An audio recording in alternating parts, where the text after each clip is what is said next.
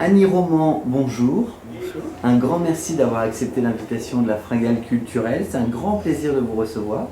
On se rencontre pour la toute première fois pour votre actualité en librairie, votre récit, Ma grand-mère d'Arménie, aux éditions Michel de Maulle. Pourquoi avez-vous souhaité écrire sur votre grand-mère? Oui, c'est une bonne question. J'ai souhaité écrire sur ma grand-mère parce qu'elle m'a élevée, parce que c'était ma terre natale. C'était la personne qui m'a mise sur un chemin et qui revenait de Turquie et qui avait subi les massacres des Arméniens, comme on dit, en 1915. Et donc moi, quand j'étais petite, à partir de 7-8 ans, elle me racontait sans arrêt, comme ça, ses histoires, ce qu'elle avait subi, comment elle s'en était sortie. Et c'était extrêmement beau, c'était émouvant, c'était mes contes de fées à moi. C'était pas Barbe Bleue, c'était le massacre des Arméniens. Mais avec l'idée, comme les contes de fées, que ça vous arrive pas à vous, puisqu'elle était devant moi, vivante. Donc tout ce qui était terrible qu'elle me racontait n'était pas si terrible que ça, puisqu'elle en avait réchappé. Alors, pour ce récit, vous proposez à l'intérieur des photos de famille, et je trouve que c'est une très très bonne idée pour le lecteur, parce que moi, premier, j'ai été lecteur de votre récit, et ça m'a permis de mettre des visages sur ce que vous racontez. Ah oui, oui. C'est important ça, hein, les photos, c'est comme quand au puce vous trouvez des vieilles photos, vous voyez des photos de mariage. Moi je suis assez attachée à regarder ces photos et me dire ah oui, c'était des gens, comment ils sont, comment ils sourient, comment ils se tiennent par le bras. Enfin, c'est très très joli. Et donc ma grand-mère, elle n'avait pas de photos. D'ailleurs je le dis. Alors c'est un récit. Oui.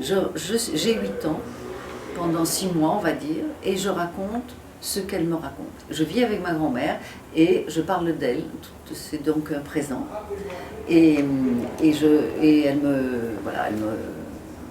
me raconte et moi je restitue, on va se promener, ça se passe à Marseille, on va se promener, on se balade et je mets ça en relation avec ce qu'elle me raconte de ces massacres et comment elle a réussi à fuir. 2 fois elle s'enfuit des convois et comment elle a réussi à s'en sortir, ce qui était extraordinaire. Parce qu'il y a eu parcours 1,5 incroyable. million de morts, elle a réussi à s'en sortir. Ils ne sont pas nombreux.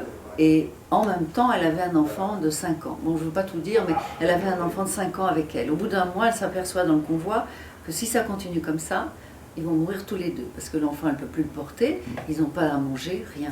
Et qu'est-ce qu'elle fait? Elle le donne à une paysanne turque en passant comme ça. Et avec ce geste, c'est un peu comme le jugement de Salomon. Vous savez, les 2 mères qui te réclament le même enfant. Et Salomon dit, bon, puisque c'est ça, on va le couper en 2. Comme ça, on donne un demi-morceau à chacune des mères. Et une mère dit, non, non, non, c'est pas le mien, donnez-le à l'autre. Et là, on comprend que c'est elle la vraie mère. Et c'est aussi ça, pour moi, ça a été extrêmement éclatant, éclairant, de se dire, on peut donner quelqu'un qu'on aime très fort, comme sa vie, pour le sauver. Ce qui paraît un geste terrible en réalité, et elle va le retrouver. Elle va le retrouver, cet homme, c'est un petit Des garçon. années plus tard. 4 ans après, Voilà. elle le retrouve. Et cet homme, il va mourir dans mes bras en 2008, à 98 ans. Et donc j'étais très attachée, et c'était comme quelque chose que je devais donner au monde. À partir de quel moment, Annie, vous avez souhaité faire ce roman, ce récit, raconter cette histoire? Ça fait quelques années que ça me trotte, mais je ne savais pas comment faire, parce que écrire une histoire, la petite fille qui raconte sa grand-mère, bon, avec les massacres, bon, je sais pas, ça donnait pas. Et ma grand-mère m'a aidée. Il y a 1 an et demi, en rangeant les affaires de mon oncle qui est mort, en 2008, enfin je prends la décision de ranger les affaires, de trier comme on dit. Et dans ce tri, je trouve des photos, des vieilles lettres et tout ça, et je trouve un petit carnet que je ne connaissais pas. C'est un petit carnet de 70 pages, écrit en français et en arménien, et c'est ma grand-mère qui m'envoie de l'au-delà ce carnet que j'ai mis. Et elle a écrit ce carnet, c'est Anne Frank, quoi, pendant les massacres.